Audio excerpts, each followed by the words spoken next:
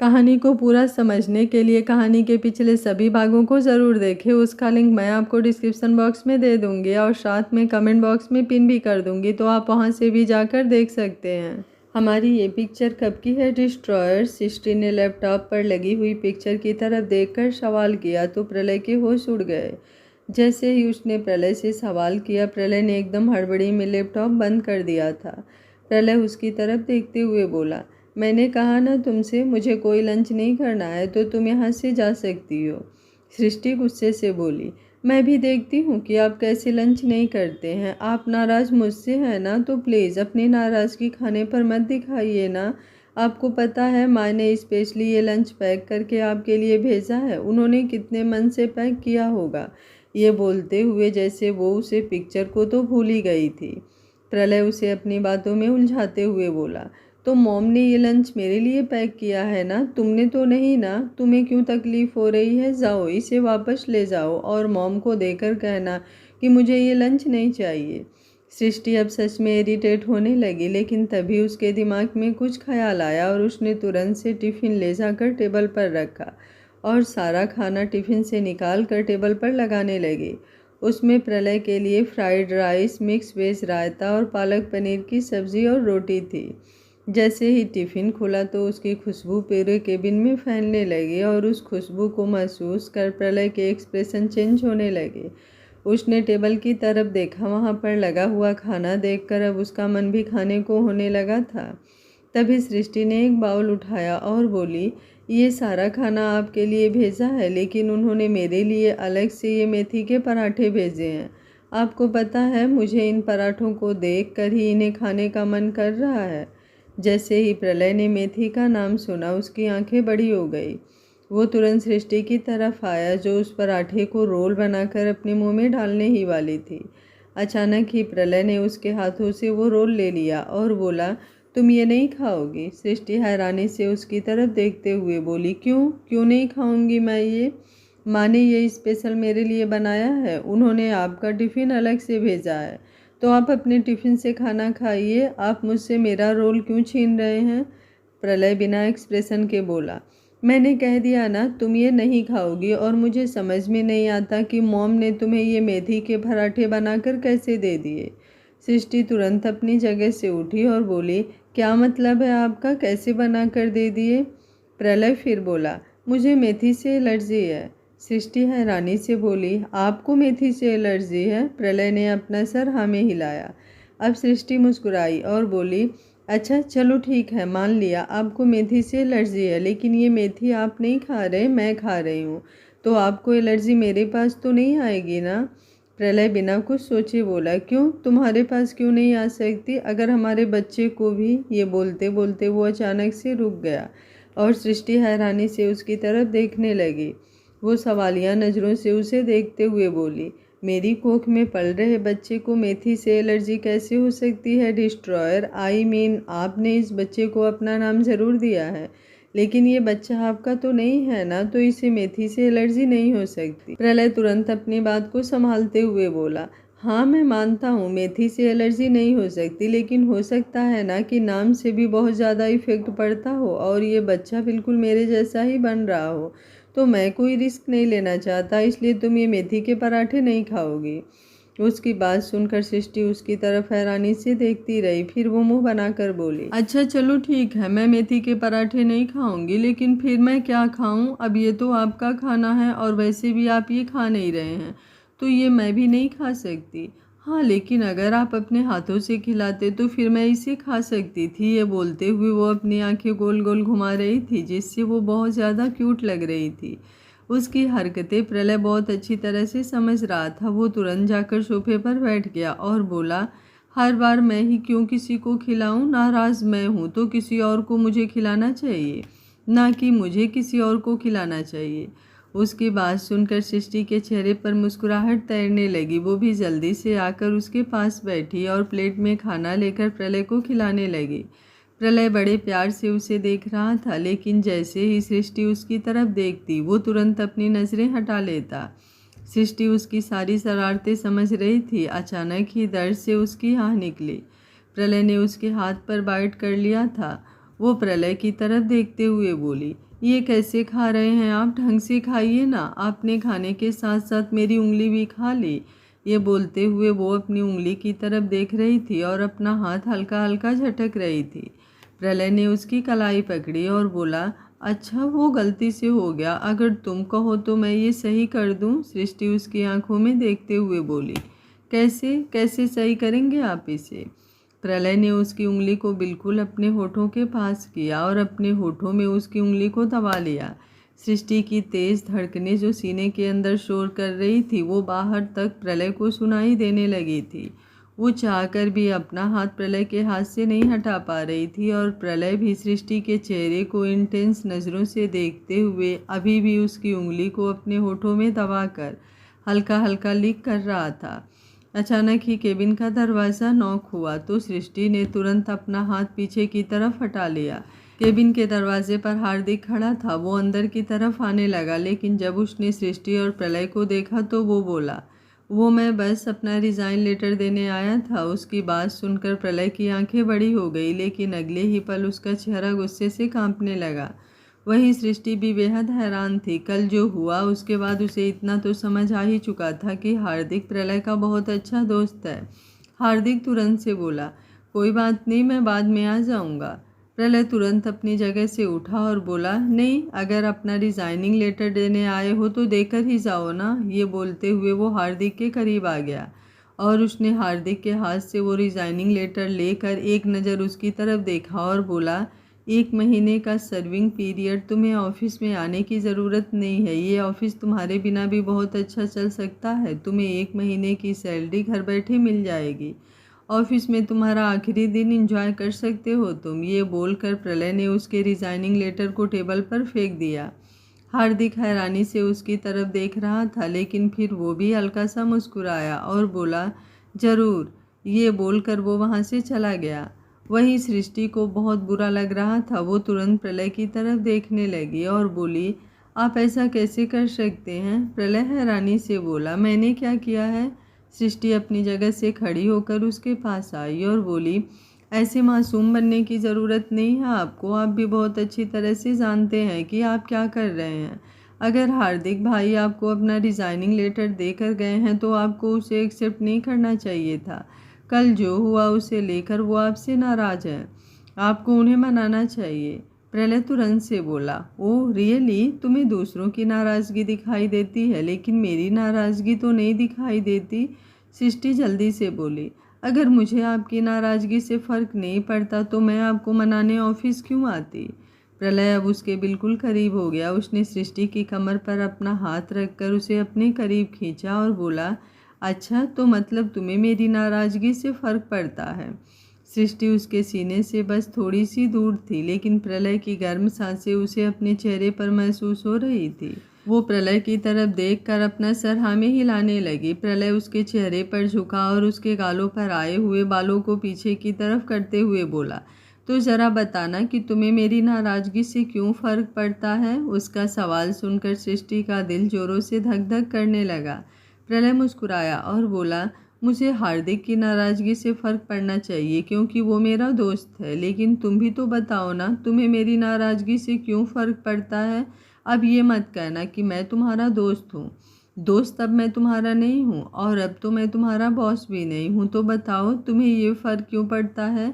सृष्टि ने उसके सीने पर अपना हाथ कस दिए थे। उससे कुछ बोला ही नहीं जा रहा था, लेकिन फिर भी वो लड़खड़ाती हुई जुबान के साथ बोली, क्योंकि आप मेरे पति हैं।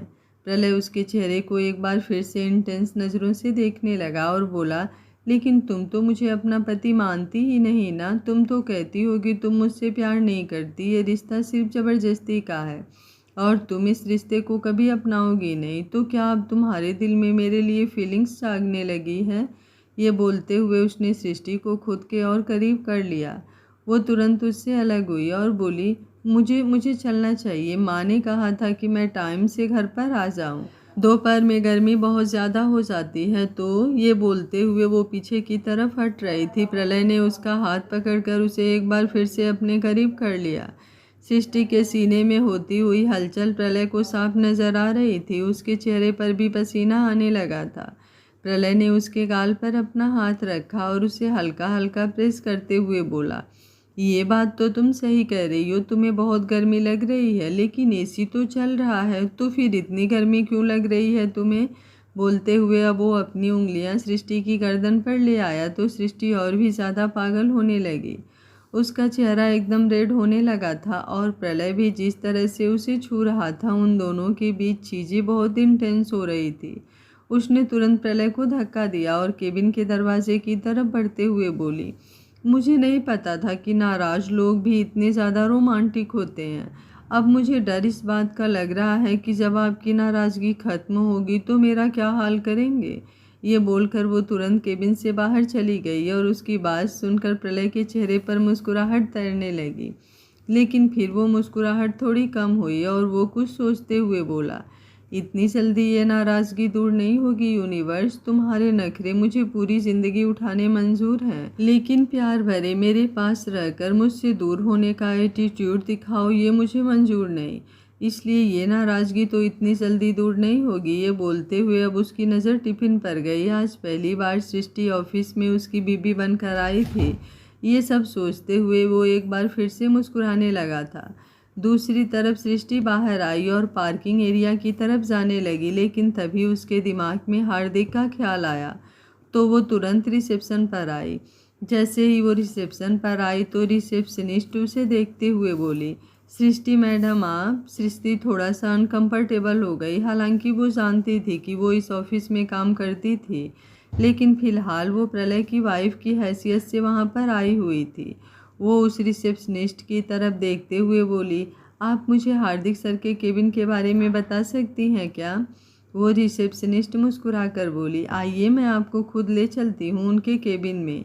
ये बोलकर वो अपनी जगह से उठी और सृष्टि को लेकर हार्दिक के केबिन के बाहर आ गई। सृष्टि ने केबिन का दरवाज़ा नॉक किया, लेकिन अंदर से ना ही कोई आवाज़ आई और ना ही दरवाज़ा खुला, तो सृष्टि ने खुद ही दरवाज़ा खोल दिया। अंदर सामने ही हार्दिक बैठा था। सृष्टि जैसे ही अंदर की तरफ आई, हार्दिक अपने जगह से उठ गया और दूसरी तरफ घूम गया। सृष्टि समझ चुकी थी कि हार्दिक की आंखों में आंसू है। वो वहीं पर खड़ी नहीं रही बल्कि हार्दिक के करीब आने लगी तो हार्दिक तुरंत से बोला, प्लीज़ मैडम आप यहाँ से चली जाइए। अभी वो बोल ही रहा था कि सृष्टि उसके सामने भी आकर खड़ी हो गई। हार्दिक ने दूसरी तरफ अपना चेहरा घुमाना चाहा, लेकिन सृष्टि ने उसके कंधे पर अपना हाथ रख दिया। वो यूं ही किसी के करीब नहीं जाती थी, लेकिन पता नहीं वो कैसे हार्दिक के करीब आ गई। वो हार्दिक की तरफ देखते हुए बोली, आपको मुझसे अपने आंसुओं को छिपाने की ज़रूरत नहीं है। हार्दिक तुरंत मुस्कुराया और बोला, मैं अपने आंसू नहीं छुपा रहा। इनफैक्ट मेरी आंखों में तो आंसू हैं ही नहीं। पता नहीं क्यों आपको शायद कोई गलतफहमी हुई होगी। ये बोलते हुए वो अब सृष्टि की तरफ देखकर सच में मुस्कुरा रहा था। सृष्टि भी हल्का सा मुस्कुराई और बोली, मैं जानती हूँ आप डिस्ट्रॉयर से नाराज़ हैं, वो मुझसे भी नाराज़ हैं, लेकिन आपको पता है हम नाराज़ उनसे ही होते हैं जिनसे हम बहुत प्यार करते हैं। हार्दिक तुरंत बोला, तो मतलब आपको एहसास है इस चीज़ का कि प्रलय आपसे प्यार करता है। सृष्टि फीका सा मुस्कुराई और बोली, मेरी याददाश्त जरूर गई है, लेकिन मैं पागल या फिर अंधी नहीं हूँ। मुझे सब दिखाई भी देता है और सब समझ भी आता है। उसकी बात सुनकर हार्दिक हैरानी से उसकी तरफ देखने लगा। वहीं सृष्टि की आंखों में नमी तैरने लगी। हार्दिक हैरानी से सृष्टि की तरफ देख रहा था जिसकी आंखों में आंसू भी थे। वो हार्दिक की तरफ देखते हुए बोली, मुझे सब कुछ दिखाई देता है और सब कुछ समझ भी आता है हार्दिक जी। बस बात सिर्फ इतनी सी है कि मैं किसी को अपना बात समझा नहीं पा रही हूँ। हार्दिक उसके आंसू देखकर अपना सारा गुस्सा भूल गया। उसने सृष्टि की तरफ देखते हुए कहा, मुझे बताओ अपने दिल की बात, मैं कोशिश करूँगा समझने की। सृष्टि अपने आंसू साफ करते हुए बोली, क्या समझाऊं मैं आपको जब मैं खुद ही कुछ समझ नहीं पा रही हूँ। आपको लगता है कि अगर डिस्ट्रॉयर का प्यार समझ नहीं पा रही हूँ, लेकिन आप मुझे बताइए, अगर मैं उनके साथ अपनी शादीशुदा ज़िंदगी आगे बढ़ाती हूँ तो क्या ये सही होगा। उनकी बहन मुझे पसंद नहीं करती, मेरी खुद की फैमिली ने मुझे एक्सेप्ट नहीं किया, मेरे बच्चे का बाप कौन है ये मुझे पता नहीं, मेरा अतीत क्या है ये मुझे याद नहीं। इन सब चीज़ों को भुलाकर मैं आगे कैसे बढ़ जाऊँ। हर वक्त मेरे मन में डर रहता है कि कहीं मानव आकर एक बार फिर से कोई तमाशा ना कर दे। देखा था मैंने उन्हें हॉस्पिटल में, उनकी आंखों में मेरे लिए कितनी नफरत, कितना गुस्सा था, उसे मैं कैसे भूल सकती हूँ। एक लड़की जो पहले से ही शादीशुदा है, उसका पहले से ही बच्चा है, शायद वो कभी उन्हें वो खुशियाँ नहीं दे पाएगी जो वो डिज़र्व करते हैं। ऐसे में मैं कैसे डिस्ट्रॉयर की ज़िंदगी को ख़राब कर दूँ। मैं मानती हूँ वो मुझसे बहुत प्यार करते हैं, लेकिन वो मुझसे कई गुना बेहतर डिज़र्व करते हैं। हार्दिक तुरंत बोला, ऐसा कुछ भी नहीं है, वो तुमसे प्यार करता है और बस उसे तुम्हारा प्यार चाहिए। इसके अलावा और किसी चीज़ के बारे में तुम्हें सोचना ही नहीं है। सृष्टि जल्दी से बोली, नहीं सोचती हूँ मैं, लेकिन जब चीज़ें मेरे सामने आती है तो मैं डर जाती हूँ। डिस्ट्रॉयर का प्यार मुझे भी चाहिए, लेकिन जब लोगों की नज़रें अपने प्यार पर देखती हूँ तो डर लगता है मुझे। एक बार पहले अपना सब कुछ खो चुकी हूँ, अब दोबारा अगर ऐसा कुछ हुआ तो मैं कैसे खुद को संभालूंगी। उसकी बात सुनते हुए हार्दिक को कहीं ना कहीं उसकी प्रॉब्लम समझ आ रही थी। उसने सृष्टि के कंधे पर अपना हाथ रखा तो सृष्टि एकदम से कांप उठी। हार्दिक मुस्कुराकर बोला, मुझे अपना भाई समझो। उसके मुंह से भाई शब्द सुनकर सृष्टि की आंखों में नमी तैरने लगी। हार्दिक अब उसे समझाते हुए बोला, प्रलय बहुत प्यार करता है तुमसे, और जब तुम्हारा प्यार तुम्हारे साथ है तो तुम्हें किसी और चीज़ की फिक्र करने की ज़रूरत ही नहीं है। अगर तुम प्रलय को संभाल लोगी तो प्रलय हर एक चीज़ संभाल लेगा। उसके होते हुए तुम्हें किसी भी चीज़ की टेंशन लेने की ज़रूरत नहीं है। बस उसे समझो और उसके प्यार को भी। सृष्टि हल्का सा मुस्कुरा कर बोली, मैं कोशिश करूँगी। हार्दिक भी मुस्कुराया और बोला, जाओ सामने वॉशरूम है, जाकर अपना फेस वॉश करके आओ। रो रो कर कितनी बुरी शक्ल बना ली है तुमने। उसकी बात पर सृष्टि हंसी और फिर वॉशरूम की तरफ चली गई। तकरीबन 5 मिनट बाद हार्दिक के केबिन का दरवाज़ा खुला और रागिनी अंदर की तरफ आई। आते ही उसने गुस्से से हार्दिक की तरफ देखा और बोली, तुम्हारी हिम्मत कैसे हुई रिज़ाइन देने की। हार्दिक ने उसे चुप कराने की कोशिश की, लेकिन रागिनी लगभग से चिल्लाते हुए बोली, तुम्हें क्या लगता है कि तुम इस कंपनी से रिज़ाइन दोगे और मैं तुम्हें देने दूंगी? बिल्कुल भी नहीं। अगर तुम्हें इस कंपनी को रिज़ाइन देना ही है ना, तो मेरा रिज़ाइनिंग लेटर भी लिख देना, क्योंकि तुम्हारे बिना मैं भी यहाँ पर जॉब नहीं कर सकती हूँ हार्दिक। ये बोलते हुए वो हार्दिक के बिल्कुल करीब आ गई और उसने हार्दिक के गिरेबान को अपनी मुट्ठियों में कस लिया। हार्दिक उसकी तरफ देख रहा था और वॉशरूम से बाहर निकलती हुई सृष्टि उन दोनों की तरफ। उसे रागिनी भी बिल्कुल याद नहीं थी, लेकिन रागिनी और हार्दिक को देखकर वो इतना तो समझ चुकी थी कि उन दोनों के बीच बहुत कुछ है। उसने अपना गला साफ किया तो रागिनी ने तुरंत उसकी तरफ देखा। सृष्टि को अपने सामने देखकर उसका चेहरा एकदम से खिल गया। वो तुरंत सृष्टि के पास आई और उसके कंधे पर अपना हाथ रखकर बोली, तुम यहाँ पर? सृष्टि, तुम ठीक तो हो ना? तुम्हारी तबीयत कैसी है अब, और तुम्हारा बेबी वो कैसा है? ये बोलते हुए उसने सृष्टि के पेट पर अपना हाथ रखा। सृष्टि मुस्कुराते हुए बोली, वो बिल्कुल ठीक है। मुझे नहीं पता तुम कौन हो, लेकिन जिस तरह से तुम्हारे चेहरे पर मुझे अपने लिए फ़िक्र नज़र आ रही है, इतना तो मैं समझ सकती हूँ कि तुम मेरी कोई ख़ास दोस्त रही होगी। उसकी बात सुनकर रागिनी चुपचाप उसे देखे जा रही थी। सृष्टि एक बार फिर से मुस्कुराई और बोली, मुझे पुरानी बातें तो नहीं याद, लेकिन हम दोबारा नए दोस्त बन सकते हैं ना? ये बोलते हुए सृष्टि ने अपना हाथ आगे बढ़ाया। रागिनी ने भी अब उसकी तरफ हाथ बढ़ाया और जैसे ही उन दोनों के हाथ मिले, सृष्टि ने अपना दूसरा हाथ भी उसके हाथ पर रख दिया और बोली, तुम्हारी इस नई नई दोस्ती का पहला वादा तुमसे ये है कि वो ना तुम्हें इस कंपनी से कहीं जाने देगी और ना ही हार्दिक भाई को। तुम दोनों इस कंपनी को छोड़कर कहीं नहीं जाओगे। हार्दिक तुरंत बोला, प्लीज़ सृष्टि, मैं डिसीजन ले चुका हूँ। सृष्टि मुस्कुराते हुए उसके पास आई और बोली, आपने डिसीजन ले लिया, मैंने आपका डिसीजन सुन लिया, अब आपको मेरा डिसीजन सुनना पड़ेगा। आप चाहते हैं ना मैं डिस्ट्रॉयर के पास रहूं, तो आपको भी डिस्ट्रॉयर के पास ही रहना होगा, क्योंकि मैं अकेले उन्हें बिल्कुल नहीं संभाल सकती। हार्दिक नाराज़गी से बोला, ये तुम चाहती हो ना? प्रलय ने तो एक बार भी मुझे नहीं रोका। उसने तो मेरा रिज़ाइनिंग लेटर भी एक्सेप्ट कर लिया और मुझे 1 मंथ बिना वर्क की सैलरी भी दे रहा है। सृष्टि कुछ सोचकर मुस्कुराते हुए बोली, वो बस आप मुझ पर छोड़ दीजिए। अब आपको डिस्ट्रॉयर ही यहाँ से जाने के लिए नहीं कहेंगे, बस आप देखते जाइए। ये बोलते हुए उसके चेहरे पर हल्की सी शरारती एक्सप्रेशन थे। रागिनी तुरंत उसके सीने से लग गई और जैसे ही वो उसके सीने लगी, सृष्टि को ऐसा एहसास हुआ जैसे कोई अपना उसके सीने से लगा हो। वो रागिनी की तरफ देखकर मुस्कुराते हुए बोली, तुमसे मिलकर अच्छा लगा। अब तुम अपनी लड़ाई जारी रखो और हाँ, लड़ाई के बाद थोड़ा प्यार भी जता लेना। फिलहाल भाई को प्यार की ज़्यादा ज़रूरत है। ये बोलकर वो मुस्कुराते हुए वहाँ से चली गई और सृष्टि को यूं मुस्कुराते हुए देख रागिनी को अपने दिल में सुकून महसूस हो रहा था। वो जब से सृष्टि को जानती थी तब से ही जैसे उसने सृष्टि के चेहरे पर मुस्कुराहट तो देखी ही नहीं थी।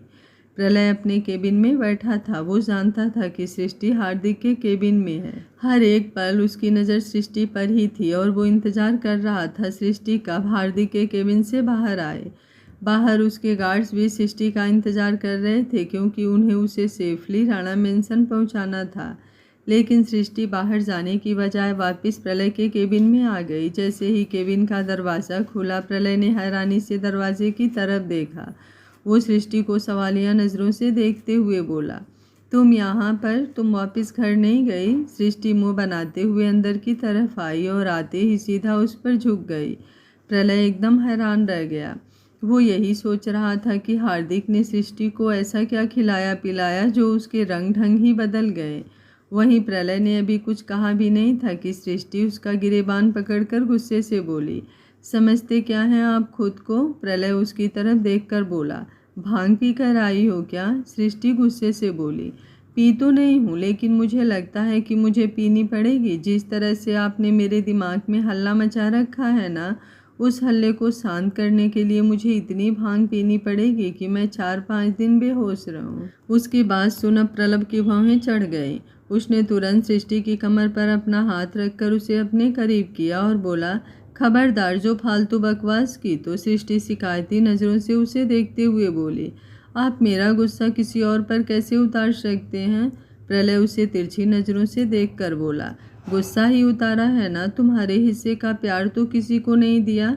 अगर गुस्सा उतारने पर इतनी नाराज़गी है तो तुम्हारे हिस्से का प्यार अगर किसी को दूंगा तो मुझे थोड़ी पजेसिवनेस देखने को मिलेगी क्या?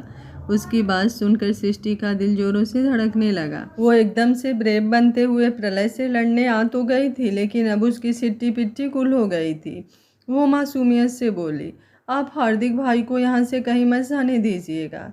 प्रलय ने अपनी आईब्रो ऊपर की तरफ उठाई और बोला, भाई? वो तुम्हारा भाई कब से हो गया? सृष्टि मुँह बनाते हुए बोली, वो मेरे और हार्दिक भाई के बीच की बात है। आप हम दोनों के बीच की बात हम दोनों के बीच ही रहने दीजिए ना। प्रलय ने उसकी कमर पर रखा हुआ अपना हाथ ऊपर की तरफ ले जाते हुए कहा, ठीक है, तुम दोनों की बात मैं तुम दोनों के बीच रहने देता हूँ। हम दोनों की बात करते हैं।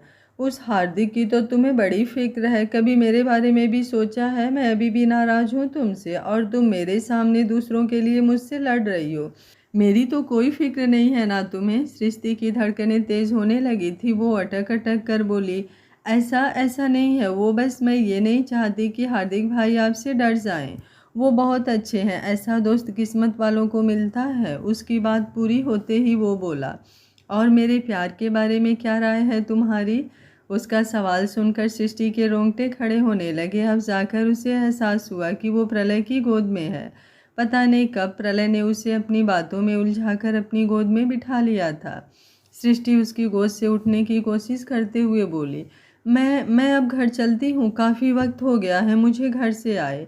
आप अपना काम कर लीजिए। ये बोलकर जैसे ही वो ऊपर की तरफ उठी, प्रलय ने उसका हाथ पकड़कर उसे रोक लिया। इस बार उसने सृष्टि को अपनी तरफ नहीं खींचा, बल्कि उसके साथ ही ऊपर की तरफ खड़ा हुआ और उसने सृष्टि के कमर पर अपना हाथ रखकर उसकी पीठ को अपने सीने से लगा लिया।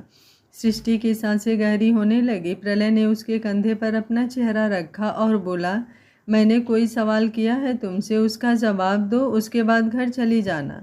सृष्टि उसके इस तरह छूने से सिहरने लगी थी। प्रलय ने उसके गाल से गाल रगड़ना शुरू किया तो सृष्टि और भी ज़्यादा जान निकलने लगी थी।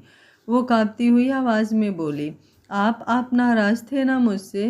प्रलय जल्दी से बोला, तो तुमसे किसने कहा कि मेरी नाराज़गी खत्म हो गई? बोलते हुए उसने सृष्टि को कमर से पकड़कर अपनी तरफ घुमाया। सृष्टि सीधा उसके सीने से आ लगी। वो उसके चेहरे की तरफ देखते हुए बोली, तो आप ये सब क्या कर रहे हैं? प्रलय उसके चेहरे पर सूखते हुए बोला। तुमने ही तो थोड़ी देर पहले कहा था कि नाराज़गी में लोग इतने ज़्यादा रोमांटिक होते हैं, तो बिना नाराज़गी के कैसे होंगे? अब मैं तुम्हें नाराज़गी वाली हद दिखा रहा हूँ, फिर बिना नाराज़गी वाली दिखाऊंगा तो। ये बोलते हुए वो पूरी तरह से उसकी गर्दन पर झुका और उसकी गर्दन पर अपने लब रख दिए। सृष्टि की सांसें हद से ज़्यादा गहरी होने लगी। प्रलय की तरफ अट्रैक्ट तो वो हो भी चुकी थी, प्यार तो उसके दिल में भी था और अब वो उसके प्यार को एक्सेप्ट भी करने लगी थी। तो ये सब चीज़ों से उसे अब एक अलग ही फीलिंग महसूस होती थी। छोड़िए ना मुझे डिस्ट्रॉयर, ये ऑफिस है, कोई हमें देख लेगा तो। वो उसे किस करते हुए ही बोला। मैं यहाँ पर जॉब नहीं करता यूनिवर्स, मैं यहाँ का बॉस हूँ और तुम्हें लगता है कि मेरी इजाज़त के बिना कोई मेरे केबिन में आ सकता है? ये बोलते हुए उसने सामने टेबल पर रखा हुआ रिमोट उठाकर उसका बटन प्रेस किया तो दरवाज़ा लॉक होने की आवाज़ आई। सृष्टि ने हैरानी से प्रलय की तरफ देखा और प्रलय ने अब उसे अपनी गोद में उठा लिया। सृष्टि के हाथ तुरंत प्रलय के कंधे पर आ गए। वो प्रलय की तरफ देखते हुए बोली, ये आप क्या कर रहे हैं? प्रलय उसे सामने लगी कांच की दीवार की तरफ लेकर बढ़ने लगा। सृष्टि को समझ नहीं आ रहा था कि आखिर ये सब हो क्या रहा है। जैसे ही वो दोनों उस कांच की दीवार के पास आए, अचानक से वो दीवार किसी दरवाजे की तरह खुली और प्रलय उसे लेकर अंदर की तरफ आ गया। अंदर आते ही एकदम अंधेरा था, लेकिन जैसे ही प्रलय ने 2 कदम आगे रखे, वहाँ पर एकदम से लाइट ऑन हो गई और सृष्टि ने सामने की तरफ देखा। उसे ऐसा लग रहा था जैसे वो किसी खूबसूरत से महल के सबसे लग्जीरियस रूम में आ गई हो। वो प्रलय की तरफ देखते हुए बोली, ये सब क्या है डिस्ट्रॉयर? आप मुझे यहाँ कहाँ लेकर आए हैं? प्रलय ने उसे सामने बेड पर लिटाया और फिर उसके ऊपर झुकते हुए बोला, तुम्हें अपनी नाराज़गी की हद दिखाने ताकि तुम मेरी नाराज़गी दूर कर सको। वो इस वक्त प्रलय के केबिन में बने हुए लग्जीरियस रूम में थी। सृष्टि तुरंत अपना चेहरा घुमाते हुए बोली, मुझे बहुत अजीब लग रहा है डिस्ट्रॉयर। प्रलय जल्दी से बोला, मतलब तुम चाहती हो मैं तुम्हारे करीब ना आऊं? ये बोलते हुए जब वो पीछे की तरफ हट गया तो सृष्टि ने तुरंत उसका हाथ पकड़ लिया। बड़ी मुश्किल से प्रलय उससे ढंग से बात कर रहा था, वरना सुबह तो जैसे प्रलय उससे नाराज़ हुआ था, उसकी जान ही निकलने को हो गई थी। अब उसने प्रलय का हाथ पकड़कर अपनी बढ़ती हुई धड़कनों के साथ कहा, ऐसा नहीं है डिस्ट्रॉयर, मैं आपसे खुद से दूर नहीं करना चाहती। प्रलय उसकी बात सुनकर मुस्कुराया और उसके बिल्कुल होठों के पास अपने हाथ लाकर बोला, मतलब तुम चाहती हो कि मैं तुम्हारे करीब आऊं? तुम चाहती हो मैं तुम्हें प्यार करूं? सृष्टि अब हल्का सा मुस्कुराई। उसका चेहरा एकदम लाल होने लगा था। उसने हल्का सा अपना चेहरा घुमा लिया और बोली, मैं ऐसा भी नहीं चाहती डिस्ट्रॉयर। उसकी बात सुनकर प्रलय कंफ्यूजिंग एक्सप्रेशन के साथ बोला, तो और क्या चाहती है मेरी यूनिवर्स? ये बोलते हुए उसने सृष्टि के गाल पर अपना हाथ रखा तो सृष्टि गहरी सांस लेते हुए बोली, मुझे थोड़ा वक्त चाहिए डिस्ट्रॉयर। मतलब ऐसा नहीं है कि मैं आपसे प्यार नहीं करती, मैं आपसे प्यार करने लगी हूँ, लेकिन मुझे लगता है कि ये सब बोलते बोलते वो रुकी और फिर एक गहरी सांस लेकर बोली, बस इन सब के लिए मुझे थोड़ा सा वक्त दे दीजिए। प्रलय बड़ी सेडेक्टिव वॉइस में बोला, और अगर मैं खुद पर कंट्रोल नहीं कर पाऊँ तो? सृष्टि ने अब अपना चेहरा घुमाकर उसकी तरफ देखा और उसकी आंखों में आंखें डालकर बोली, ऐसा हो ही नहीं सकता। इतना तो मैं जानती हूँ मेरे डिस्ट्रॉयर को कि वो मेरी मर्जी के बिना तो ऐसी कोई हरकत नहीं करेंगे। और मैं आपसे ये नहीं कह रही कि मैं आपके करीब नहीं आना चाहती, बस थोड़ा सा वक्त मांग रही हूँ आपसे डिस्ट्रॉयर। और अगर आप मुझे वो वक्त नहीं देना चाहते तो भी आपकी मर्जी है। मैं आपको नाराज़ होते हुए नहीं देख सकती, इसलिए मैं खुद को आपको सौंपती हूँ डिस्ट्रॉयर। आप जो चाहे आप कर सकते हैं मेरे साथ। प्रलय उसकी बात सुनकर मुस्कुराया। उसके चेहरे पर ही साफ झलक रहा था कि वो सच में प्रलय को नाराज़ नहीं करना चाहती, इसलिए उसकी बात मान रही है, उसे अपने करीब आने दे रही है, पर कहीं ना कहीं अपने दिल की बात भी रख रही है। उसने सृष्टि के बगल में आकर उसे कंधों से पकड़ा और उसे ऊपर की तरफ उठाकर उसका सर अपने सीने पर रख लिया। सृष्टि हैरानी से उसकी तरफ देखने लगी। प्रलय उसके बालों को सहलाते हुए बोला, मुझे तुम्हारा जिस्म नहीं चाहिए यूनिवर्स, मुझे तुम्हारा प्यार चाहिए। और जब तक प्यार में डर और झिझक हो ना, तब तक प्यार प्यार नहीं होता, बस एक फॉर्मेलिटी होती है। और मुझे हम दोनों के बीच किसी तरह की कोई फॉर्मेलिटी नहीं चाहिए। मैं तुम्हें पूरी तरह से अपना बनाना चाहता हूँ, लेकिन एक बात कहूँ, जैसा तुम सोच रही हो ना वैसा मैं कुछ करने वाला नहीं था। से प्रलय को देखती रही और प्रलय की अचानक से हंसी छूट गई। उसे सृष्टि पर हंसी आ रही थी। अपने छोटे से दिमाग पर सृष्टि मुंह बनाते हुए उसे देखने लगी। प्रलय ने एक तरफ से उसका पोपट ही कर दिया था। वो उसके सीने से उठने लगी तो प्रलय ने तुरंत उसका हाथ पकड़कर उसे वापस अपनी तरफ खींच लिया और बोला, नाराज हो रही हो? सृष्टि उसकी आंखों में आंखें डालकर बेहद इंटेंस वॉइस के साथ बोली, क्यों? नाराज होने का हक सिर्फ आपका है क्या डिस्ट्रॉयर? ये बोलते हुए वो बहुत ही ज़्यादा दिलकश लग रही थी। वो मासूम सा चेहरा और ऊपर से शिकायती नजरें, उसे देखते हुए प्रलय की जान निकल रही थी। प्रलय मुस्कुरा कर बोला, अच्छा, अगर अपना हक जता ही रही हो तो फिर रहो नाराज, बड़ी शिद्दत से मना लूँगा मैं तुम्हें। उसकी बात सुनकर सृष्टि की मुस्कुराहट और भी ज़्यादा लंबी हो गई। वो बेड से उठी और प्रलय भी उसके पीछे पीछे बेड से उठकर उसके पास आया। उसने सृष्टि को कमर से पकड़ लिया तो सृष्टि हैरानी से उसकी तरफ देखते हुए बोली, आपने तो कहा था कि मैं नाराज हूँ, और फिर मेरे करीब क्यों आ रहे हो? प्रलय तुरंत बोला, नाराज तो मैं भी था, लेकिन तुम मेरे करीब आई ना, अब मैं भी तुम्हारे करीब तो आऊँगा। अगर रोक सकती हो तो रोक कर दिखाओ। सृष्टि उसकी बात सुनकर कुछ पल उसकी तरफ देखती रही और फिर अचानक से उसके सीने से लग गई तो प्रलय का दिल जोरों से धड़कने लगा। कुछ ही देर में उसे सृष्टि के आंसुओं से अपनी शर्ट भीगती हुई महसूस हुई। प्रलय ने उसके कंधे को पकड़कर उसे हल्का सा पीछे किया और उसकी आंखों में देखने लगा जिसमें से आंसू बह रहे थे। सृष्टि रोते हुए बोली, मुझे नहीं पता डिस्ट्रॉयर मेरी पास्ट लाइफ में क्या था और क्या नहीं, लेकिन ऐसा लगता है कि प्यार तो बिल्कुल भी नहीं था।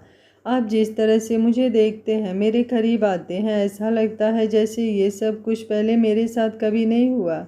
मेरी शादी को 2 साल हो गए थे ना, तो क्या मानो ने कभी मुझसे प्यार नहीं किया होगा? आप जब मुझे छूते हैं ना तो मेरे दिल में अजीब सी फीलिंग होती है। मैं पागल हूँ ना जो आपको इतना परेशान कर रही हूँ, पर मुझे समझ आ रहा है अब डिस्ट्रॉयर कि हम दोनों के बीच जो है ना, वो कहीं से कोई ज़बरदस्ती तो नहीं है। आप सच में मुझसे प्यार करते हैं और मुझे आपका प्यार चाहिए, सच में चाहिए। ये बोलते हुए उसने बड़े ही प्यार भरी नज़रों से प्रलय को देखा तो प्रलय की आंखें भी हल्की लाल हो गई। वो तो सृष्टि को प्यार करने के लिए मरे जा रहा था। उसने सृष्टि के चेहरे को अपने हाथों में भरकर थामा और बोला, अब तो अगर तुम मुझसे कहोगी ना कि तुम्हें ये प्यार नहीं चाहिए यूनिवर्स, तभी तुम्हें ये प्यार मिलेगा। तुम दुनिया हो मेरी और इस दुनिया के लिए मैं पूरी दुनिया से लड़ जाऊंगा। उसकी बात सुनकर सृष्टि का दिल जोरों से धक धक करने लगा। वो एक बार फिर से प्रलय के सीने से लग गई। प्रलय ने भी कसकर उसे अपनी बाहों में समेट लिया था। कुछ देर बाद उसने सृष्टि को खुद से अलग किया और फिर उसे लेकर वापस अपने केबिन में आया। उसने ड्राइवर के साथ सृष्टि को वापस राणा मेंशन भेज दिया था। कुछ ही देर में उसे अपने और वो चाहता था कि सृष्टि भी अब चुपचाप घर जाए और घर जाकर रेस्ट करे। वैसे भी प्रलय ने भी उसे बहुत परेशान किया था और हार्दिक की बातों से भी कहीं ना कहीं उसे स्ट्रेस हुआ होगा, इसलिए उसने सृष्टि को सेफली घर पहुंचा दिया था। वहीं दूसरी तरफ नताशा, जो राणा मेंशन में थी और बार बार अपने फ़ोन की तरफ देख रही थी, जैसे ही उसका फ़ोन बजा उसने तुरंत अपना कॉल रिसीव किया। सामने से आवाज़ आई, सॉरी मैडम, लेकिन आज आपका काम नहीं हो पाया। नताशा गुस्से से कांपते हुए बोली, व्हाट डू यू मीन काम नहीं हो पाया? ऐसे कैसे काम नहीं हुआ? वो आदमी तुरंत बोला, जब से वो मैडम राणा इंडस्ट्रीज से बाहर निकली हैं तब से मैं उनके पीछे हूँ, लेकिन उनके पीछे तो जैसे गार्ड्स की फौज लगी हुई है। तकरीबन 4 गाड़ियाँ गार्ड्स से भरी हुई उस मैडम के पीछे हैं और वो जिस गाड़ी में है उस गाड़ी को पूरी तरह से कवर कर रही हैं। आप खुद बताइए कि अब मैं इतने सारे गार्ड्स के बीच उन पर अटैक कैसे करूं? अगर मैंने कुछ किया तो पकड़ा जाऊंगा और अगर मैं पकड़ा गया तो आप भी। उसकी बात पूरी होती उससे पहले ही नताशा गुस्से से कांपते हुए बोली, मेरे सामने चालाक बनने की कोशिश मत करना। तुम जानते नहीं हो मैं चीज़ क्या हूँ। तुम्हें जो काम कहा गया है तुम चुपचाप वो करो। अब वो काम नहीं हुआ तो क्या हुआ, बहुत जल्दी तुम्हें मौका मिलेगा, क्योंकि इस बार तुम्हें मौका मैं खुद दिलवाऊंगी। तब तक मेरे फ़ोन का इंतज़ार करो। ये बोलकर नताशा ने कॉल डिस्कनेक्ट कर दिया। तभी दरवाजे से आवाज़ आई, किसे इंतज़ार करने के लिए कह रही हो? नताशा ने तुरंत पलटकर पीछे की तरफ देखा तो सामने ईरा खड़ी थी। ईरा को देखकर वो परेशान होते हुए बोली, कुछ नहीं यार, मेरा मूड पहले ही बहुत ज़्यादा ख़राब है, अब कोई बकवास सी बात करके और ज़्यादा ख़राब मत करना। ईरा उसके पास आई और उसका हाथ पकड़कर बोली, मैं कोई भी बकवास करने नहीं आई हूँ नताशा, मैं सिर्फ तुमसे ये कहने आई हूँ कि मुझे लगता है अब हमें प्रलय को सृष्टि से दूर करने की कोशिश छोड़ देनी चाहिए। मुझे साफ दिखाई दे रहा है कि दोनों अपने रिश्ते में काफ़ी आगे बढ़ चुके हैं, शायद ही अब हम उन दोनों को अलग कर पाएँ। उसकी बात सुनकर नताशा का चेहरा गुस्से से और भी ज़्यादा लाल होने लगा। वहीं ईरा अपनी टेढ़ी नज़रों से उसे देख रही थी। वो नताशा के गुस्से को देखकर मन ही मन मुस्कुरा रही थी। वो यहाँ पर आग लगाने ही तो आई थी। नताशा कुछ बोलती उससे पहले ही ईरा मायूस होकर बोली, मैं भी 2-4 दिनों में वापस चली जाऊंगी नताशा, और अब तुम्हें भी अपने करियर पर फोकस करना चाहिए। चलो अब मैं अपने रूम में चलती हूँ। ये बोलकर वो ईरा ने उसके कंधे पर अपना हाथ रखा और वहाँ से चली गई। उसके जाने के बाद नताशा ने गुस्से से वहाँ पर रखा हुआ वास उठाया और जोर से नीचे ज़मीन पर पटक दिया। वो दांत पीसते हुए बोली, ऐसा नहीं हो सकता, नताशा राणा कभी नहीं हार सकती। बात अब सृष्टि के भाइयों की ज़िंदगी में रहने की नहीं है, बात अब नताशा राणा की ज़िद की है। और अगर प्रलय राणा अपनी ज़िद नहीं छोड़ता तो नताशा राणा अपनी ज़िद कैसे छोड़ दे। ये बोलते हुए वो गुस्से से गहरी गहरी सांसें ले रही थी। वहीं दूसरी तरफ सृष्टि जैसे ही राणा मेंशन में पहुंची, एक सर्वेंट ने उससे टिफ़िन लिया और किचन की तरफ जाने लगी। लेकिन तभी अपने रूम से बाहर निकलती हुई कुसुम जी ने उसे रोका। वो सर्वेंट और सृष्टि दोनों हैरानी से कुसुम जी को देखने लगी तो कुसुम जी ने आकर उस सर्वेंट से टिफ़िन लिया और उसे टेबल पर रख कर उसे खोलकर देखने लगी। सृष्टि को हैरानी हो रही थी कि ये टिफ़िन यहाँ पर क्यों खोल रही है, जबकि ये टिफ़िन तो धुलने के लिए जाना चाहिए। सृष्टि को कुसुम जी से थोड़ा डर भी लग रहा था, पर जब उसने कुसुम जी के चेहरे पर मुस्कुराहट देखी तो उसने एक राहत की सांस ली। वही कुसुम जी भी खाली टिफ़िन देखकर मुस्कुरा रही थी। प्रलय ने खाना खाया, मतलब प्रलय और सृष्टि के बीच की लड़ाई खत्म।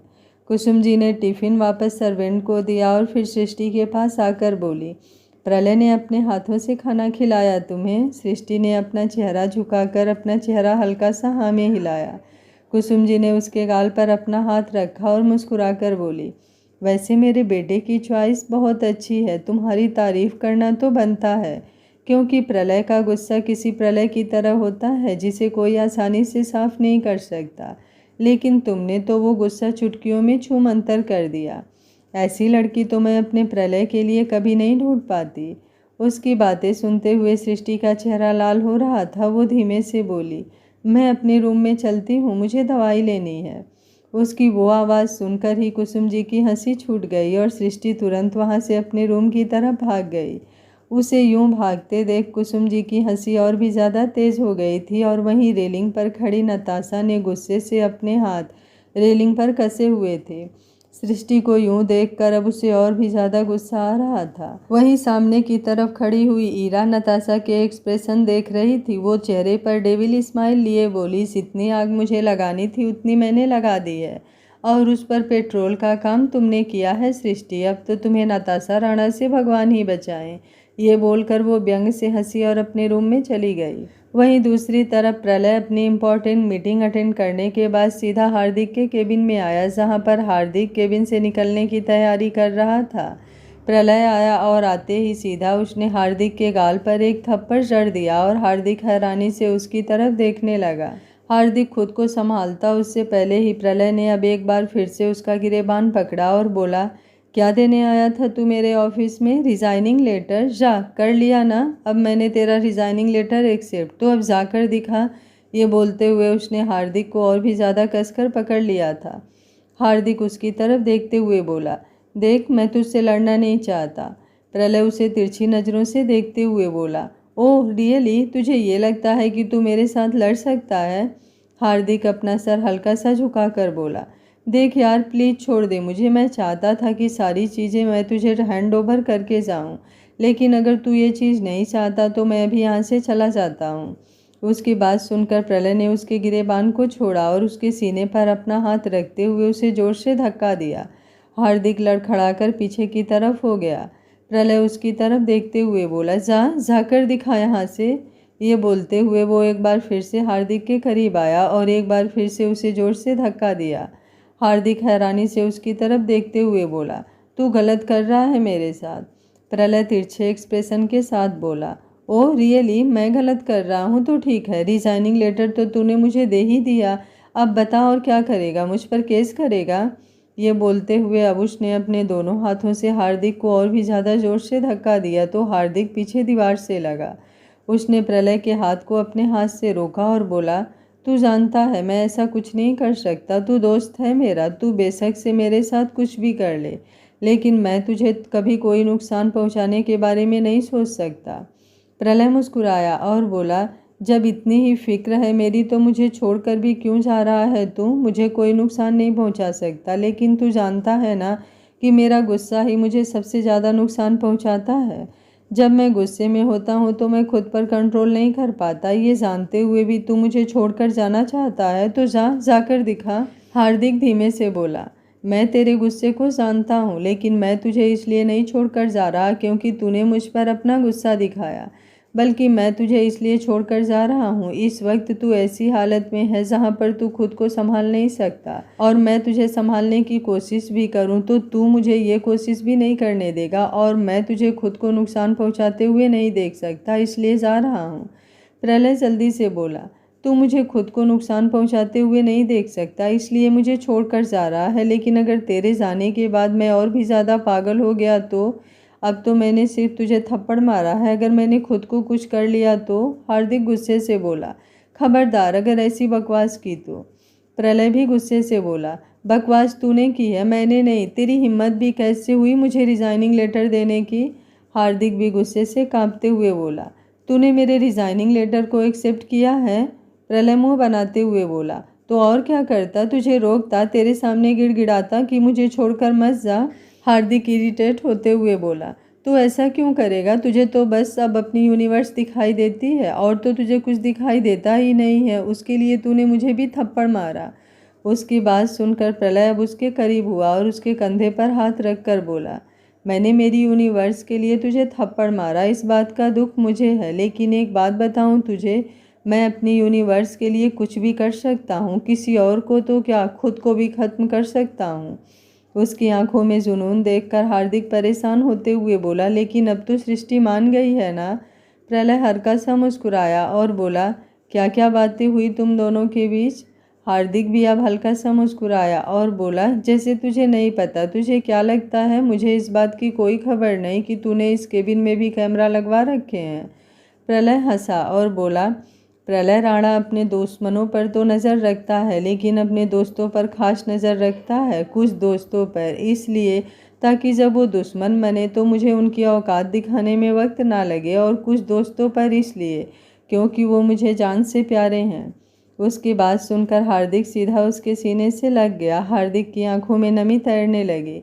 प्रलय हंसा और उसके कंधे पर अपना हाथ रखकर बोला, मेरे सीने से लगने का हक सिर्फ मेरी यूनिवर्स का है, और कोई यूनिवर्स का हक छीने ये मुझे बर्दाश्त नहीं। हार्दिक उससे अलग हुआ और बोला, पागल हो गया है तू? प्रलय अब दिलकश मुस्कुराहट के साथ बोला, इस पागलपन में सुकून है। हार्दिक बस उसकी तरफ देखता ही रह गया। वो जानता था वो बातों में प्रलय से नहीं जीत सकता, बातों में क्या और किसी भी चीज़ में वो प्रलय की बराबरी तक नहीं कर सकता, खासकर उसके ऑब्सेशंस में। जहाँ एक तब प्रलय और सृष्टि के बीच नज़दीकियाँ बढ़ने लगी थी, वहीं दूसरी तरफ एक फ्लैट जिसका दरवाज़ा बंद था, एक लड़की ने उसका दरवाज़ा खोला और अंदर की तरफ आई। अंदर बिल्कुल अंधेरा था। उसने अंदर जाकर लाइट ऑन की और फिर सामने बने हुए रूम में आई, जहाँ पर बेड पर एक शख्स लेटा हुआ था। वो लड़की उस शख्स को देखकर हल्का सा मुस्कुराई और फिर उसके बगल में आकर बैठ गई। वो लड़की कोई और नहीं बल्कि ख्याति थी, और बेड पर लेटा हुआ वो शख्स कोई और नहीं मानव था। ख्याति मानव की तरफ देखते हुए बोली, अब तुम्हारी तबीयत कैसी है? मानव अपनी जगह से उठा और एक गहरी सांस लेकर बोला, पहले से काफ़ी बेहतर। ख्याति हल्का सा मुस्कुरा कर बोली, और भी बेहतर हो जाएगी, बस थोड़े दिन और। अगर अच्छे से रेस्ट करोगे, दवाइयाँ लोगे तो तुम एक बार फिर से पूरी तरह से ठीक हो जाओगे। मानव गुस्से से दांत पीसते हुए बोला, मुझे खुद बस उस दिन का इंतज़ार है जिस दिन मैं अपने पैरों पर ढंग से खड़ा हो पाऊँगा। ये बोलते हुए उसने अपने पैरों की तरफ देखा जहाँ पर प्लास्टर लगे हुए थे। वो गुस्से से कांपते हुए आगे बोला, उस प्रलय राणा ने मेरे साथ जो कुछ किया है ना, उसके बाद तो मैं एक एक दिन गिन रहा हूँ। मुझे बस इंतज़ार है मेरे ठीक होने का। उसके बाद ना मैं उस प्रलय राणा को छोड़ूंगा और ना ही सृष्टि को। नफरत है मुझे उस बेशर्म औरत से। उसकी बात सुनते हुए ख्याति ने उसके कंधे पर अपना हाथ रखा। उसके चेहरे पर हल्की इविल स्माइल थी। मानो गुस्से से जबड़े कसते हुए बोला, उस औरत ने मुझे धोखा दिया। वो मेरी बीवी थी, लेकिन वो बिस्तर उस प्रलय राणा का गर्म कर रही थी। मेरी बीवी होकर उसकी कोख में उस प्रलय राणा का बच्चा है। उसे तो मैं जिंदा नहीं छोड़ूंगा। ख्याति चेहरे पर इविल स्माइल लिए बोली, तुम्हें जो करना है कर लेना, लेकिन ठीक होने के बाद। अभी फ़िलहाल तुम रेस्ट करो। मानव ने अब उसकी तरफ देखा और बोला, थैंक यू मेरे लिए इतना कुछ करने के लिए। ख्याति ने उसके गाल पर अपना हाथ रखा और बोली, ये सिर्फ मैं तुम्हारे लिए नहीं कर रही हूँ, हमारे लिए कर रही हूँ। ये बोलते हुए उसने मानव का हाथ अपने पेट पर रखा तो मानव हल्का सा मुस्कुरा दिया। वो ख्याति की तरफ देखकर हल्का सा उस पर झुका। वहीं ख्याति ने तुरंत उसके सीने पर अपना हाथ रखा और उसे झुकने से रुकने का बोलकर खुद उसके ऊपर झुकी और उसकी आंखों में देखते हुए बोली, पहले मैंने कभी तुम्हें उन नज़रों से नहीं देखा था, लेकिन जब से मैंने तुम्हारे साथ वक्त बिताया है ना, मुझे तुमसे प्यार हो गया मानव। और अब मैं चाहती हूँ तुम जल्दी से सृष्टि और उस प्रलय राणा से अपना बदला लो और फिर हम दोनों शादी करें। अब मैं पूरी ज़िंदगी तुम्हारे साथ बिताना चाहती हूँ। ये बोलकर वो मानव की तरफ देखती रही और मानव ने उसे खींचकर अपने सीने से लगा लिया। रात का वक्त। वहीं दूसरी तरफ सृष्टि अपने रूम में थी और उसकी धड़कनें तेजी से बढ़ी हुई थी। उसे प्रलय का इंतज़ार था, लेकिन वो प्रलय को फेस भी नहीं करना चाहती थी।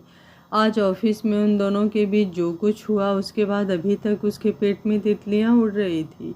ये सोचते ही उसने अपना सिर झटक कर कहा, ओ गॉड, क्या सोचे जा रही हूँ मैं। अगर डिस्ट्रॉयर को पता लगा कि मैं ये सब सोच रही हूँ तो उन्हें कैसा लगेगा।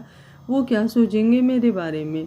मैं एक काम करती हूँ, उनके आने से पहले ही सो जाती हूँ। हाँ, यही सही रहेगा। ये बोलकर वो तुरंत बेड पर आई और पीलो पर अपना सर रखकर लेट गई।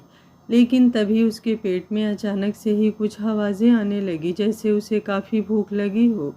वो तुरंत अपनी जगह पर उठकर बैठी और बोली, लेकिन मैंने तो कुछ खाया ही नहीं। दिन में भी कहाँ डिस्ट्रॉयर ने ढंग से कुछ खाने दिया। मेरे चेहरे पर नज़र टिका रखी थी उन्होंने। मुझसे कुछ खाया ही नहीं गया। अब तो मुझे और भी ज़्यादा ज़ोरों से भूख लग रही है। ये बोलते हुए उसने मासूम सा चेहरा बनाया। तभी दरवाजे पर खड़े प्रलय ने एकदम से कहा, तो मेरी जान, तुम मुझे खा लो ना। प्रलय की आवाज़ सुनकर सृष्टि ने तुरंत नजरें घुमाकर प्रलय की तरफ देखा। वो कुछ रिएक्ट करती उससे पहले ही प्रलय लड़खड़ाते हुए अंदर की तरफ आया और आकर सीधा बेड पर लेट गया। सृष्टि अभी भी अपनी बड़ी बड़ी आंखों से उसे देख रही थी। सृष्टि मुंह बनाते हुए बोली, आपने आज भी ड्रिंक की है डिस्ट्रॉयर। प्रलय ने उसका हाथ पकड़कर उसे अपने ऊपर खींच लिया। सृष्टि का चेहरा बिल्कुल उसके चेहरे के करीब आ गया और सृष्टि के हाथ प्रलय के सीने पर आ गए। उसकी गर्म सांसें प्रलय के चेहरे को छू रही थी और प्रलय भी उसके गाल पर अपना हाथ रखकर बोला, हाँ, मैंने ड्रिंक की हुई है यूनिवर्स, लेकिन मैंने कुछ खाया नहीं है क्योंकि मैं तुम्हें खाना चाहता हूँ। उसकी बात सुनकर सृष्टि का दिल जोरों से धक धक करने लगा। प्रलय ने सृष्टि के पीछे अपना हाथ रखा और उसके चेहरे की तरफ बढ़ने लगा। सृष्टि को समझ नहीं आ रहा था वो क्या करे। प्रलय ने जिस हिसाब से ड्रिंक की हुई थी वो प्रलय को रोक भी नहीं सकती थी और वो खुद भी उसकी आंखों में खोने लगी थी। प्रलय ने आगे बढ़कर उसके होठों को लॉक कर दिया। थोड़ी देर बाद सृष्टि अपनी बढ़ती हुई धड़कनों के साथ उसे देख रही थी। वो उसकी तरफ देखते हुए बोली, आपने इतनी ज़्यादा ड्रिंक क्यों की है डिस्ट्रॉयर। माँ हमारा डिनर के लिए वेट कर रही होंगी। क्या अब आप डिनर के लिए भी नहीं जाएंगे। मासूम सी सृष्टि कुसुम जी का बहाना बना रही थी, जबकि भूख तो उसे जोरों से लगी थी। प्रलय अपनी जगह से उठा और सृष्टि की तरफ देखते हुए बोला, क्यों, हम डिनर करने क्यों नहीं जाएंगे। हम डिनर करने जाएंगे। ये बोलते हुए वो हल्का सा लड़खड़ा कर सृष्टि पर गिरने को हुआ। सृष्टि ने तुरंत अपने पेट पर अपना हाथ रखा। उसे यूं देखकर प्रलय के चेहरे पर मुस्कुराहट तैर गई। प्रलय तो बस ड्रंक होने का ड्रामा कर रहा था। वो अपनी यूनिवर्स को थोड़ा अटेंशन पाना चाहता था। वो कौन सा सृष्टि पर गिरने वाला था। वो सृष्टि की तरफ देखते हुए बोला, हम दोनों डिनर करने ज़रूर जाएंगे, लेकिन उससे पहले तुम्हें मेरा एक काम करना होगा। सृष्टि हैरानी से उसकी तरफ देखते हुए बोली, कैसा काम डिस्ट्रॉयर? प्रलय ने अपनी उंगलियां उसकी तरफ की और बोला, पहले मेरे पास आओ, फिर बताऊंगा। सृष्टि उसकी तरफ देखते हुए उसके पास आई। प्रलय ने उसका हाथ अपने सीने पर रखा और उसकी उंगलियों को अपने शर्ट के बटन से उलझाते हुए बोला, पहले मेरी शर्ट उतारो। सृष्टि का दिल जोरों से धक धक करने लगा। हालांकि उसने प्रलय को शर्टलेस तो बहुत बार देखा था, लेकिन खुद से उसकी शर्ट उतारना उसे सच में बहुत ज़्यादा अजीब लग रहा था। वो प्रलय की तरफ देखते हुए बोली, लेकिन अपनी शर्ट तो आप खुद भी उतार सकते हैं ना डिस्ट्रॉयर। प्रलय ने उसके इतना कहते ही उसकी कमर पर अपना हाथ रखा और उसे अपने करीब खींच कर बोला, लेकिन मैं चाहता हूँ मेरी शर्ट तुम उतारो। क्या तुम मेरी शर्ट नहीं उतारोगी? ठीक है, अगर तुम मेरी शर्ट नहीं उतारोगी तो फिर हम डिनर के लिए नहीं जाएंगे। सृष्टि तुरंत बोली, नहीं, हम डिनर के लिए जाएंगे ना, मैं उतारती हूँ आपकी शर्ट। ये बोलकर वो प्रलय की शर्ट के बटन खोलने लगी। प्रलय की इंटेंस नज़रें उस पर थी। सृष्टि का मासूम सा और खूबसूरत सा चेहरा उसके चेहरे के बिल्कुल करीब था। सृष्टि मुँह बनाते हुए बोली, आज तो आपने इतनी ड्रिंक कर ली डिस्ट्रॉयर, लेकिन आइंदा अगर आप इतनी ड्रिंक करके आए ना तो मैं आपसे नाराज़ हो जाऊंगी। प्रलय ने उसकी कमर पर रखा हुआ अपना हाथ हल्का सा दबाया तो सृष्टि उसके और भी ज़्यादा करीब हो गई। दोनों के चेहरे भी बिल्कुल करीब थे। प्रलय उसे घूरते हुए बोला, क्या कहा तुमने मुझसे? तुम मुझसे नाराज़ हो जाओगी? सृष्टि गुस्सा दिखाते हुए बोली, तो और क्या करूं? क्या ज़रूरत थी आपको इतनी ड्रिंक करने की? चलो माना कल आप मुझसे नाराज़ थे तो आपने ड्रिंक किया, लेकिन आज तो आप मुझसे नाराज़ नहीं थे। प्रलय जल्दी से बोला, किसने तुमसे कहा कि मैं तुमसे नाराज़ नहीं हूँ? सृष्टि ने उसे टेढ़ी नज़रों से देखा और बोली, अभी तक आपकी नाराज़गी दूर नहीं हुई क्या? प्रलय मुस्कुराते हुए बोला, जाओ जाकर क्लोजेट से मेरी टी शर्ट और लोअर लेकर आओ। उसके कहने पर सृष्टि चुपचाप क्लोजेट की तरफ बढ़ गई। वो मन ही मन बड़बड़ाए जा रही थी। उसे यूं देखकर प्रलय बेड पर बैठा हुआ मुस्कुरा रहा था, लेकिन जब वो वापस उसके पास आई तो उसने तुरंत अपनी मुस्कुराहट को छुपा लिया। सृष्टि ने अब उसे कपड़े पहनाए और बोली, अगर आपका ये बच्चों की तरह मुझे परेशान करना बंद हो गया हो तो हम डिनर के लिए चलें। प्रलय उसकी तरफ देखकर एकदम लड़खड़ाती हुई आवाज़ में बोला, तुम अभी से इतना परेशान हो गई यूनिवर्स? अभी तो मैंने तुम्हें थोड़ा सा परेशान किया है। सोचो जब हमारा बेबी इस दुनिया में आएगा तो वो तुम्हें कितना परेशान करेगा। ये बोलते हुए प्रलय ने सृष्टि के पेट पर अपना हाथ रखा। वो बेड पर बैठा था और सृष्टि बिल्कुल उसके सामने खड़ी थी। प्रलय ने उसके पेट पर अपना हाथ रखते हुए कहा तो सृष्टि ने तुरंत उसके कंधे पर अपना हाथ कस दिया। उसकी इंटेंस नज़रें प्रलय पर थी। आगे बढ़कर प्रलय ने सृष्टि के पेट को बड़े ही प्यार से चूम लिया तो सृष्टि के हाथ उसके कंधे पर कसने लगे। वो गहरी सांसें लेते हुए बोली, हमें डिनर के लिए लेट हो रहा है डिस्ट्रॉयर। प्रलय अपनी जगह से खड़ा हुआ और एकदम नॉर्मल वॉइस में बोला, वैसे मुझे समझ में नहीं आता ऐसा मेरे हाथों में क्या है जो मैं तुम्हें हल्का सा छू लूँ तो तुम इतनी ज़्यादा तड़प उठती हो। उसका सवाल सुनकर सृष्टि का चेहरा एकदम से लाल हो गया। वो तुरंत बोली, आपने बहुत ज़्यादा ड्रिंक की हुई है डिस्ट्रॉयर, इसलिए आप कुछ भी बोल रहे हैं। ये बोलकर वो दरवाजे की तरफ बढ़ने लगी, लेकिन प्रलय ने उसका हाथ पकड़कर उसे रोक लिया और फिर उसके ऊपर झुक गया। सृष्टि हैरानी से उसकी तरफ देखने लगी क्योंकि प्रलय का चेहरा बिल्कुल नॉर्मल नज़र आ रहा था। वहीं प्रलय की जो आंखें पहले ढंग से खुल भी नहीं रही थी, अब उसने एकटक सृष्टि की तरफ देखते हुए कहा, लो उतर गया मेरा नशा। अब बताओ, जब इतना प्यार करती हो मुझसे तो क्यों मुझसे दूर भागती रहती हो? तुम्हें पता है तुमने मुझे कितना तड़पाया है? सृष्टि एकदम गहरी आवाज़ में बोली, कितना? प्रलय का मन कर रहा था कि उसे बताए उन दोनों के बीच क्या कुछ हुआ है। कितनी बार उसने उसे मनाने की कोशिश की है, लेकिन मानव का डर हर बार सृष्टि को उससे दूर कर देता था। सृष्टि उसके जवाब का इंतज़ार कर रही थी, लेकिन प्रलय ने अब उसे कोई जवाब नहीं दिया और उसका हाथ पकड़कर दरवाजे की तरफ बढ़ते हुए बोला, पहले डिनर करें, उसके बाद मैं तुम्हारे सवालों का जवाब दे दूंगा। ये बोलकर वो सृष्टि को नीचे डाइनिंग टेबल पर लेकर आया। सृष्टि की नज़रें इधर उधर घूम रही थी। आज डाइनिंग टेबल पर ना ही नताशा थी और ना ही ईरा। प्रलय ने सृष्टि को अपने पास बिठाया। कुसुम जी ने उन दोनों को डिनर सर्व करवाया और प्रलय डिनर करते हुए सृष्टि को हद से ज़्यादा परेशान कर रहा था। वो एक हाथ से सृष्टि को डिनर करवा रहा था तो दूसरे हाथ से उसने सृष्टि का हाथ कसा हुआ था। उन दोनों को यूं देखकर कुसुम जी मुस्कुरा रही थी। तभी सामने हाल टेबल पर रखा हुआ फ़ोन बजा। प्रलय ने सर्वेंट को इशारा किया, लेकिन कुसुम जी अपनी जगह से उठते हुए बोली, मैं देखती हूँ। ये बोलकर वो फ़ोन की तरफ बढ़ गए। जैसे ही उन्होंने फ़ोन रिसीव किया, सामने से जो कहा गया उसे सुनकर उनकी आंखें बड़ी हो गई और सांसें रुकने को हो गई। उनके हाथों से फ़ोन छूट गया और उनकी आंखों से आंसू बहने लगे। उन्हें यूं देखकर प्रलय ने तुरंत सृष्टि का हाथ छोड़ा और उनके पास आकर उनके कंधों पर अपना हाथ रखते हुए बोला, क्या हुआ मॉम, आप ठीक तो हैं ना? मॉम बोलिए, कुछ तो बोलिए। आज का पार्ट आप लोगों को कैसा लगा बताना बिल्कुल मत भूलिएगा। अगर अच्छे कमेंट आएँ तो मैं कल का पार्ट 11 बजे तक देने की कोशिश करती हूँ। उम्मीद करती हूँ आप सभी को कहानी पसंद आ रही होगी। आगे क्या होगा कहानी में जानने के लिए कहानी के साथ बने रहिए।